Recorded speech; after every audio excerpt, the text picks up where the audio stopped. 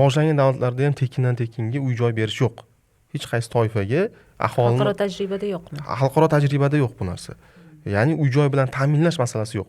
Ya'ni tekindan uy-joy bilan ta'minlash masalasi yo'q. Qayerdir ligota bo'lishi mumkin, imtiyoz bo'lishi mumkin, imtiyozli kredit bo'lishi mumkin, lekin tekindan berish yo'q. Mana shuni hozir O'zbekiston amalga oshirib kelyapti va mana o'tgan yili 662 nafar bola ta'minlangan, 187 milliarddan ortiq pul ajratilgan. Bu qanday jarayon?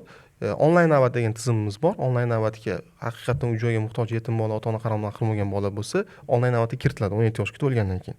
Nima uchun 17 yoshga to'lgandan keyin kiritiladi? U 18 yoshga kirganda u voyaga yetgan shaxsga aylanadi, u mustaqil hayotga qadam qo'yishi kerak.